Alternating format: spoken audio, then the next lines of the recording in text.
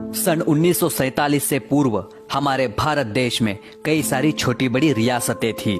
पर क्या आप जानते हैं कि गुजरात की बड़ौदा रियासत भारत के सबसे अमीर और सबसे बड़ी रियासतों में से एक थी। और आपको यह बात जानकर हैरानी होगी कि इस रियासत के राजा महाराज सयाजीराव गायकवाड़ तृतीय दुनिया के 8वें और भारत के सबसे अमीर हिंदू राजा थे, जिन्होंने अपने शासनकाल में बड़ौदा रियासत का काया पालट कर दिया और आधुनिक भारत बनाने में अपना बहुत बड़ा योगदान दिया। आज हम इन्हीं के बारे में जानकारी लेंगे। लेकिन दोस्तों, आज का यह वीडियो सबसे महत्वपूर्ण और रोचक जानकारियों से परिपूर्ण रहने वाला है, इसीलिए इस वीडियो के साथ अंत तक बने रहिए। यदि आप चैनल पर नए हैं तो चैनल को सब्सक्राइब करना ना भूलें। तो चलिए दोस्तों, बिना किसी देर के हुए हम हमारी आज की वीडियो शुरू करते हैं। गुजरात के गायकवाड़ राजवंश की स्थापना सन 1721 में वीर मराठा योद्धा पिलाजीराव गायकवाड़ इन्होंने की थी।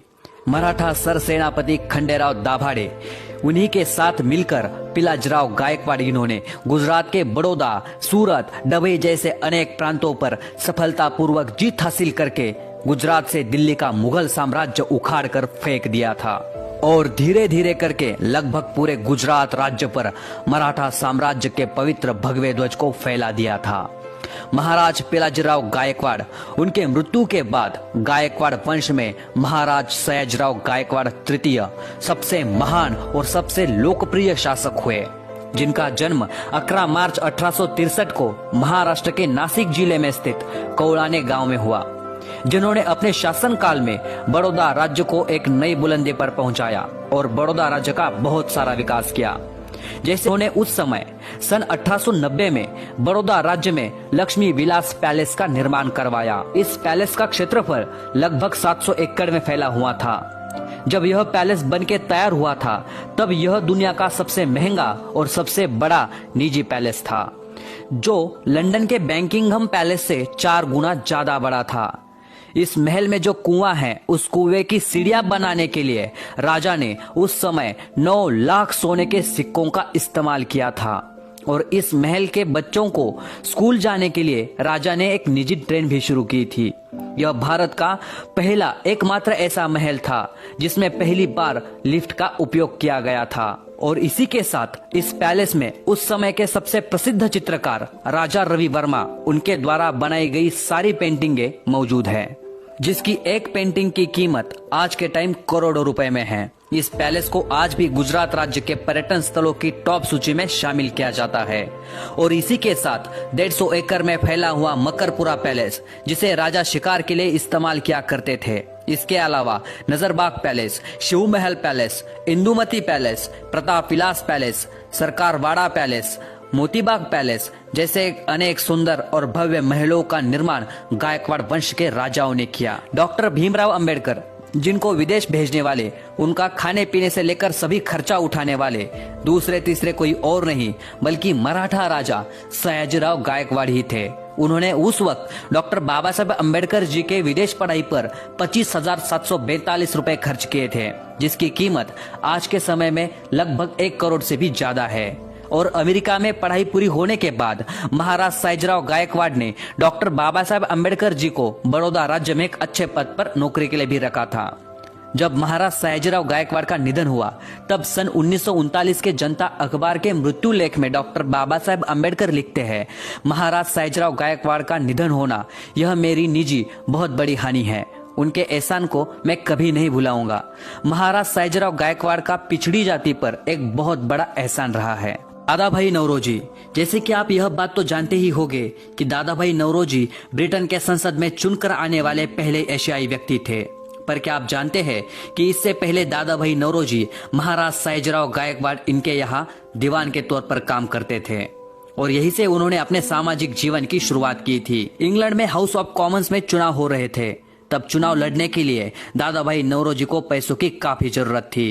तब उस वक्त सयाजीराव गायकवाड़ इन्होंने 15,000 रुपए की धनराशि देकर उनकी सहायता की थी, जिससे दादा भाई नौरोजी ब्रिटेन के संसद में चुनकर आने वाले पहले भारतीय व्यक्ति बने। Father of Indian cinema Dada Saheb Phalke, जिनके नाम पर भारत देश का सबसे बड़ा फिल्म पुरस्कार दिया जाता है। सिनेमा क्षेत्र में सर्वोच्च योगदान देने वाले व्यक्ति को भारत सरकार द्वारा यह पुरस्कार प्रदान किया जाता है। इस पुरस्कार को पाने के लिए कलाकारों की अपनी पूरी जिंदगी गुजर जाती है, परंतु दादा साहेब फाल्के को इस मुकाम तक पहुंचाने में महाराज सायाजीराव गायकवाड़ तृतीय इनका बहुत ही बड़ा योगदान रहा है। क्योंकि सन 1990 में महाराज सायाजीराव गायकवाड़ इन्होंने अपने राज्य बड़ौदा में कलाकारों के लिए कला भवन का निर्माण करवाया और इसी कला भवन में दादा साहेब फाल्के ने चित्रकला, छायाचित्र और फोटोग्राफी की शिक्षा ली। और इसी के साथ महाराज सायाजीराव गायकवाड़ ने दादा साहेब फाल्के को फिल्म बनाने के लिए जर्मन से एक बहुत ही सुंदर कैमरा खरीद के दिया और दादा साहेब फाल्के को फिल्म बनाने की आगे की शिक्षा प्राप्त हो, इसीलिए उन्हें स्कॉलरशिप देकर लंदन में भेजा। जिसके बाद 1913 में बनी राजा हरिश्चंद्र यह फिल्म भारत देश की सबसे पहली फिल्म बनी, जिसे दादा साहेब फाल्के ने ही बनवाया था। जमशेदजी टाटा, दोस्तों टाटा कंपनी जो दुनिया के 100 से भी ज्यादा देशों में अपना बिजनेस चलाती है और 150 से भी ज्यादा देशों में अपने बनाए हुए प्रोडक्ट को निर्यात करती है। टाटा ग्रुप भारत का सबसे बड़ा व्यापारी औद्योगिक समूह है, जिसमें 10 लाख से भी ज्यादा लोग कार्यरत है और जिनके वर्तमान अध्यक्ष है श्री रतन जी टाटा। लेकिन बहुत से लोगों को यह बात पता ही नहीं कि टाटा कंपनी को खड़ा करने में महाराज सायाजीराव गायकवाड़ का बहुत ही बड़ा योगदान रहा है। क्योंकि जमशेदजी टाटा जो टाटा कंपनी के संस्थापक है, उनका जन्म सन 1839 को गुजरात के नवसारी जिले में हुआ था और उस वक्त नवसारी जिला बड़ौदा राज्य के अंतर्गत आता था और वहां के राजा थे महाराज सायाजीराव गायकवाड़। जब जमशेदजी टाटा अपना व्यापार शुरू करना चाहते थे, तब एक भारतीय व्यापारी होने के कारण उन्हें अंग्रेजों ने काफी परेशान किया।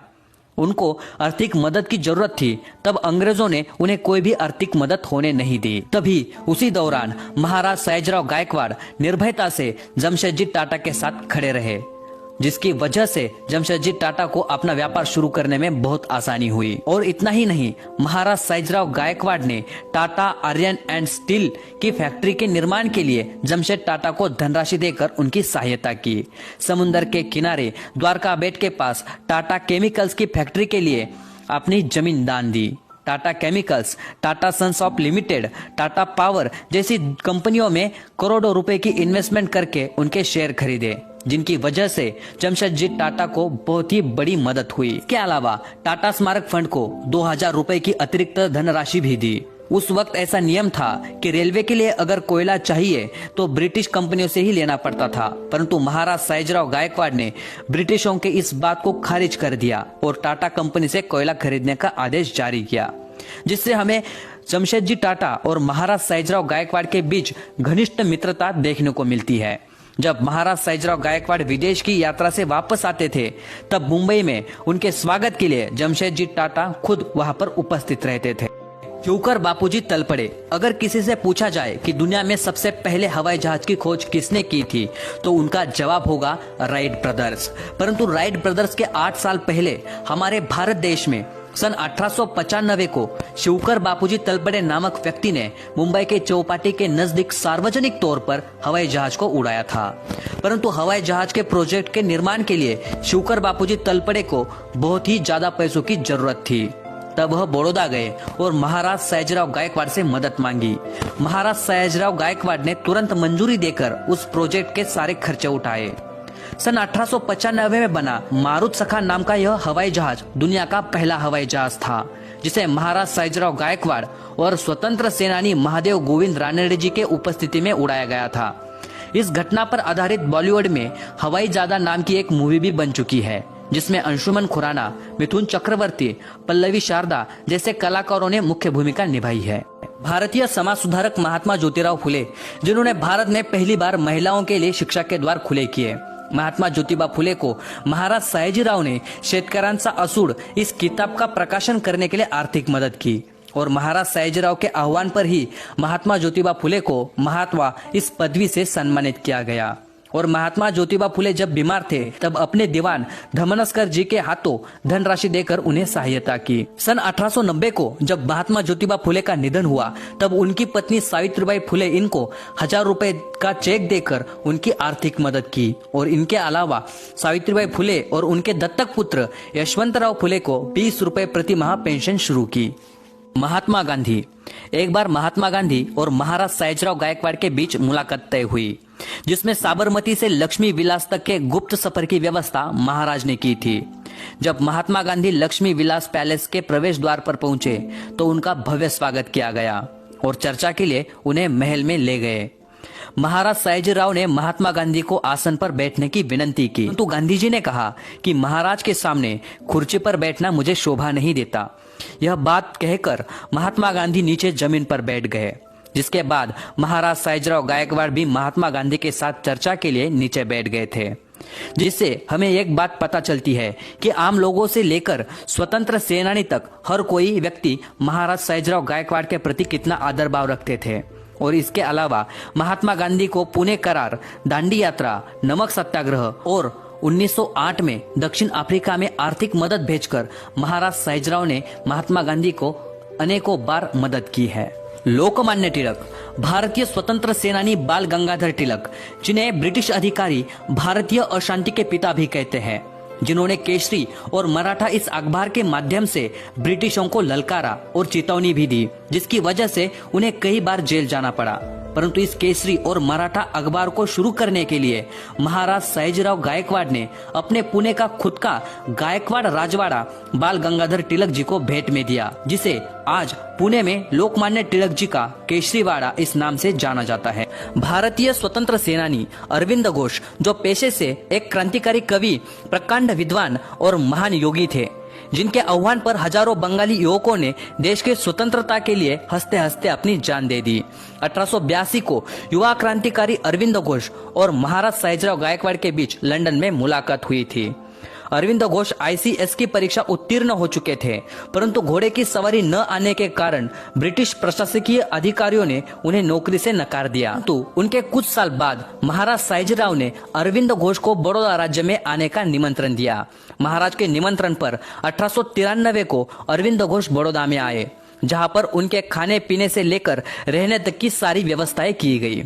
अरविंद घोष जी को महाराज सयाजीराव गायकवाड़ का स्वभाव काफी पसंद आया, इसीलिए अपने जीवन के 12 साल उन्होंने बड़ौदा के महाराज सयाजीराव गायकवाड़ के यहाँ नौकरी में बिताए।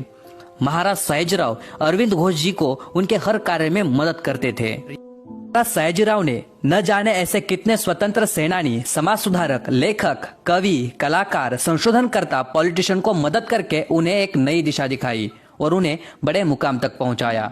ऐसे ही बहुत सारे नामों की लिस्ट जो बहुत लंबी है, जिसे इस वीडियो में बता पाना संभव नहीं, फिर भी हमने यह छोटा सा प्रयास किया है। उस समय भारत में 500 से भी ज्यादा रियासतें थी, परंतु स्वतंत्र सेनानियों को मदद करने वाले और उनके साथ खड़े रहने वाले महाराज सयाजीराव गायकवाड़ भारत के एकमात्र राजा थे। महाराज सयाजीराव ने अपने शासनकाल में बनाए गए स्कूल, कॉलेज, हॉस्पिटल, मंदिर, library, sport club, Baroda central jail, पानी के तालाब, 113 एकड़ में फैला बगीचा, वाटर पार्क जैसे अनेक सुंदर वास्तु और भवनों का निर्माण किया, जिसे घूमते घूमते शायद 1 महीना भी कम पड़ जाए। इसके अलावा महाराज सयाजीराव ने बनारस हिंदू विश्वविद्यालय, मुंबई की ताज hotel, Maratha Vidya Pracharak Mandal Nashik, Deccan education society Pune, Vishwa Bharati Shanti Niketan Kolkata, Indian college Aligarh, great medical college Mumbai, Fergusson college Pune, Shaniwar Wada जीर्णोद्धार जैसे अनेक संस्थाओं को उस समय करोड़ों रुपए देकर उनकी मदद की। लेकिन आज भी बहुत से लोग इनके इतिहास से अपरिचित है, इसीलिए वीडियो को ज्यादा से ज्यादा अपने भाइयों तक शेयर करें और चैनल को सब्सक्राइब करना ना भूलें। चलिए दोस्तों, मिलते हैं नए वीडियो में नए जानकारी के साथ। जय शिवराय, जय शंकर।